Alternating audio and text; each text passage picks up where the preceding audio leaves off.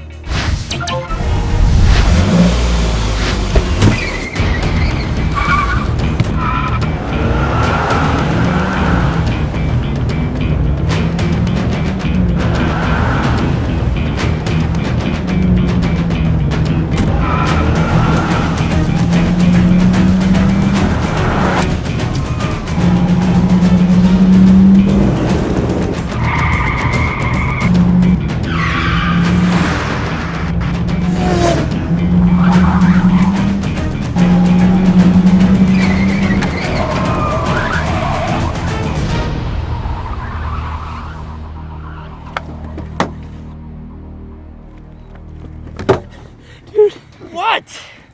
are you going to Publix? Yeah? Can you give me some pizza rolls? Sure. Thanks, man.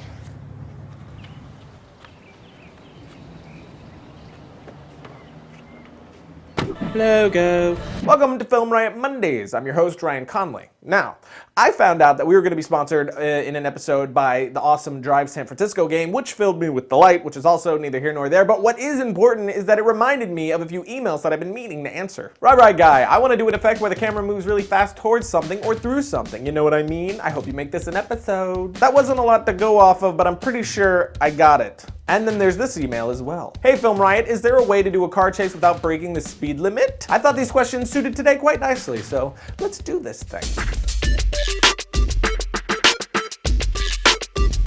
First of all, let's talk about the shift effect, which is the fast moving through an area and into the car shot that I did.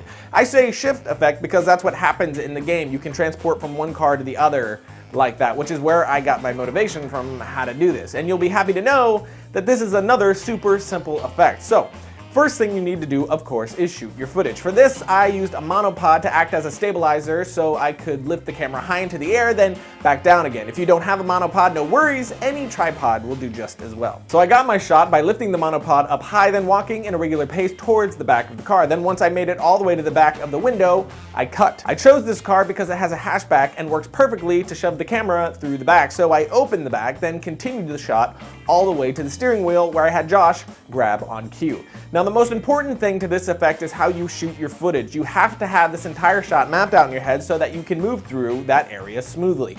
Meaning, if you get to the back of the car on the left, once you're inside the car, you should also be on the left side. If you mess this up, the effect will break and look really crappy. So, now that the footage is shot, you can bring it into your editor of choice. I'm going to use After Effects because it makes it a lot easier, but you could do this same thing in pretty much any editor.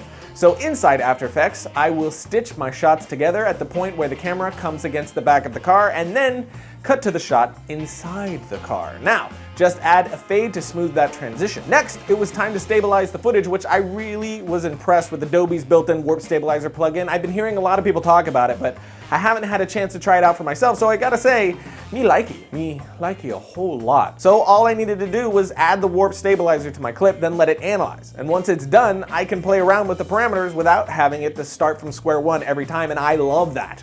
I love that a lot. Now this would still work without stabilization, it just wouldn't look as good since it would be jerking around a whole lot. But now that we got our footage without it being a jerk, we can pre-comp this, then start adding our time remapping. Again, this is very straightforward and can be done in any editor since we're doing hard stops and starts, meaning there's no ramping. So all you need to do is speed your footage up between the point where it starts and stops moving. So you could cut at the beginning of the move, add your speed change, cut when it stops, add another, and so on. Super simple stuff. But now you should have this. Looks crappy, right? Right. But that's just because we haven't added the blur yet. And again, I did this as easily as possible. For the move up, I just keyframed a directional blur to intensify, then drop down as I stopped, and for the move towards the car, I did the same thing, but with a radial blur instead. But both of these are basic blur options found in pretty much all editing and effects software. But now we finally have this. And now to once again show how much sound and color correction does for your project, we add the finishing touches and finally end up with this. Fun, oh so much fun. And this effect can be used for a whole lot of different things, like swishing up to Josh's face like I did. So take this technique and go crazy. Get creative and take your stuff from here to more fun. That's a level, right? That's a big level. That's a big freaking level.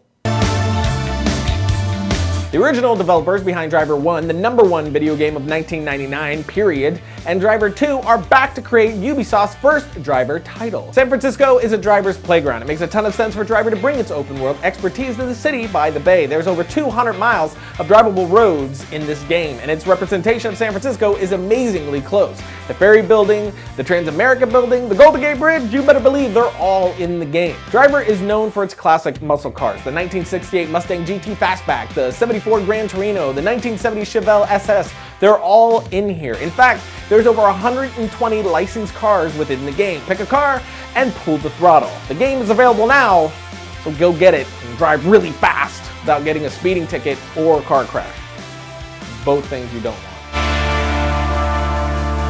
Logo. And now back to the shirt. Chase scenes are pretty difficult to do unless you live somewhere where you can find a lot of empty roads, which I do not. So making it look like you're driving really fast can get pretty tricky.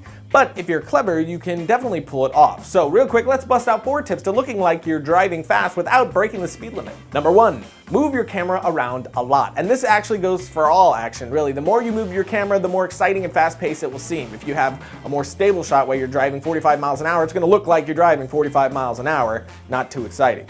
Of course, don't go too crazy to where you're like, what am I watching? And then people vomit all over the place. You don't want that either. Number 2, low angles are your friend. If you can get the camera low, do it. This will also make everything look much faster than it is. And higher angles, again, will show how slow you are actually driving. Number 3, get a plethora of angles. The more shots you have to work with, the better. Because the more you cut, the less time your viewer will have to see you aren't actually breaking the speed limit.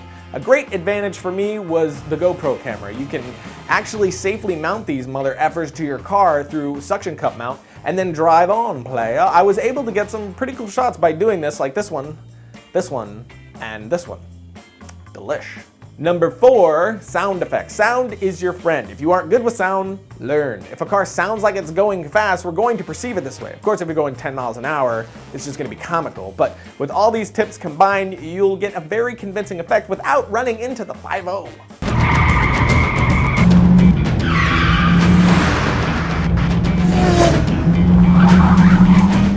So there you go, 4 tips to driving fast without actually driving fast. Now we plan to go in more in depth with filming a car chase scene in the future, but since we're also finishing up our short action film Losses, we ran out of time. But speaking of losses, we're releasing our 9-minute action short this Wednesday, and to say that we're excited would be just a massive understatement. We shot this bad boy on the Red Epic and are uploading it in glorious 2K. Then after it's uploaded, we're gonna start releasing episodes showing how we did all the action. So check out our YouTube page on Wednesday and let us know what you think about our short film.